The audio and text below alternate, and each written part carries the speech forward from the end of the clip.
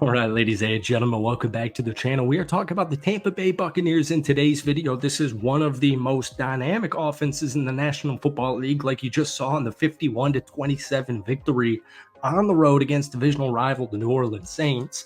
The Bucs actually became the first team this season to score over 50 points.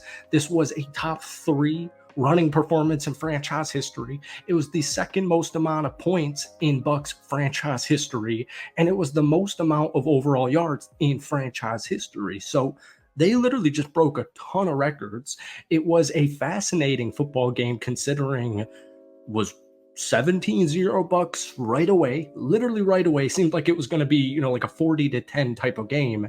The Saints outscored the Bucs 27-7, and then you're going into halftime and Tampa's down 27-24 after getting off to a 17-0 start. And then the Bucs outscored the Saints 27-0 in the second half, and finished 51-27. It was a crazy football game. We're going to run through it. Tampa is actually tied for second in the league in scoring right now, just a tick under 30. The Buccaneers offense is averaging 29.7 points per game. Now, Baker's coming off a really solid game. The statistics might seem a little bit skewed because of the 3 interceptions, but he did throw for 325 yards and 4 touchdowns to move this Tampa Bay team to 4-2. And that's extremely important because you got a home matchup against Baltimore in a couple of days. Monday Night Football. Really wanted to go to that game. Before we get into it, though, actually, hit that like button, hit that sub up for daily Bucs and NFL content, guys. I hope everyone is okay for Milton there. I actually live in the Tampa area as well, and I got on out of there. But I hope everyone is okay. And yeah, hit that like button. Let's try and get it to 100 likes.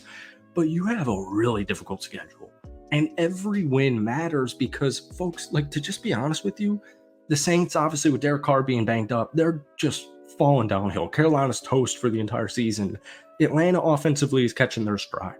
And Thursday Night Football on the road, 10 or so days ago, unbelievable overtime loss. Just really devastating loss.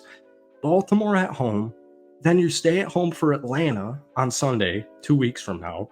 And then you hit the road for Kansas City, you come back home against San Francisco, and then you have your bye week. But the best part is, if you can even go 2-2 in that stretch, and Tampa's sitting here at 6-4 heading into the bye week, you got the Giants, the Panthers twice, the Raiders, the Chargers, the Cowboys, and the Saints. So this matchup in 2 weeks' time might actually just ultimately be for the division. So I want to see Tampa playing good on Monday Night Football against one of the best teams in the NFL in the Baltimore Ravens. But anyways, I don't want to get too far ahead of myself here.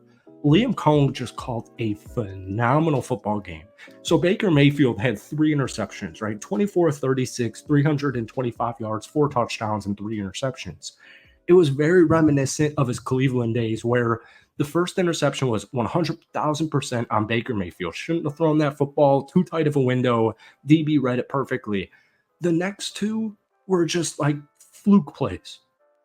So to me, pretty much Baker, 4 touchdowns, 1 interception. Like I said, very reminiscent of those Cleveland days. If you know what I'm talking about, you probably do because you're a Bucs fan. You go back, you watch that tape.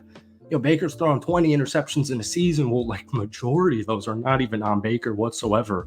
So sometimes that stuff just happens. But Liam Cohen, after the 3rd interception, it was really interesting what he did. According to True Media, in the second half, they called runs on 73.1% of plays. And when he did call passing plays, 66.7% were at or behind the line of scrimmage. So yeah, genius play calling. And obviously, you saw a bunch of breakout plays, most notably Chris Godwin, second half offense, they put up 27, right? So 172 rushing yards in the 4th quarter. That is a franchise record. And yes, as we know, Tampa was without Rachaad White, starting running back.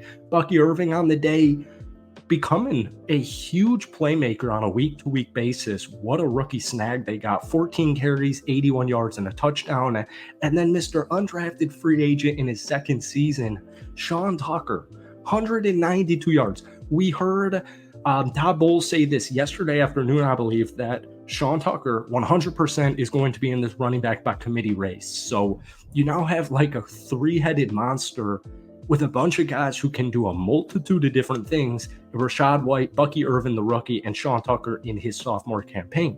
136 rushing yards for him, 56 receiving, and 2 total touchdowns. Chris Godwin also chipping in with 11 catches, 125 yards, and 2 touchdowns. The offensive line also did a phenomenal job against the Saints defense. They only gave up 1 sack. So, folks, through the season's first 6 games, Baker Mayfield, MVP Baker, redemption arc Baker Mayfield, seriously the most slept on offense last year, but especially this year with a new offensive coordinator, leads the NFL with 15 touchdown passes and also has 2 running touchdowns. He's only got 5 picks on the season. He is second in the league with a 109.4 passer rating. He so far has completed 70.9% of his passes for 1,500 yards. This is literally an MVP type of quarterback that we are witnessing before our eyes right now. And I guarantee you, if those 2 fluke interceptions didn't happen last week, he would be way more involved in way too early MVP talk. But man, this defense. Welcome back, Antoine Winfield. Welcome back, Kalijah Kancey. Vita Vea's a stud. Tyke Smith's a freaking stud. Interception and a forced fumble. Yaya Diaby. But honestly, Kalijah Kancey was greatly missed, especially in that Falcons game when you're going up against Bijan Robinson and Tyler Algier and just a really good Falcons running back room. Kalijah is emerging. And by the way, Bucs fans knows, he had a phenomenal year last year. Got banged up right out of the get-go in the 2024 season, and he made his return. And it was very noticeable. And Kalijah's one of those guys where you kind of have to watch these games because he's making play after play. He's disrupting running plays, passing plays, whatever. He is such a high-impact player. And you go up and down the list. Levante David's been a stud. Jordan Whitehead is just been so underrated. He is seriously so underrecognized across the NFL. Smith, Vea, Hall, Diaby, Kancey. These guys have done such phenomenal jobs. Zion McCollum with another interception. This defense was making plays. Don't be fooled by that, halftime score because momentum just kind of got on the wrong side of the football. So that's all we have for today. Hit that like button, hit that sub button for daily NFL and Bucs content. Bucs fans, try and get this video to 100 likes, folks. That would mean the world to me. I want to hear your thoughts down below. Because really at this point, every win is important. For the next month, it's crunch time. You're playing 3 of the best teams in the NFL and a rising Atlanta Falcons. Once again, Baltimore on Monday night. Stay home for Atlanta. Those are 2 huge home games. You hit the road for Kansas City, and then you got San Francisco, and then it's the bye. If Tampa Bay goes 2-2 and they take down Atlanta, in that process, the division it's only really for them to lose it, all right? Thank you guys for watching. Hit that like button, hit that sub button for daily Bucs content like we said.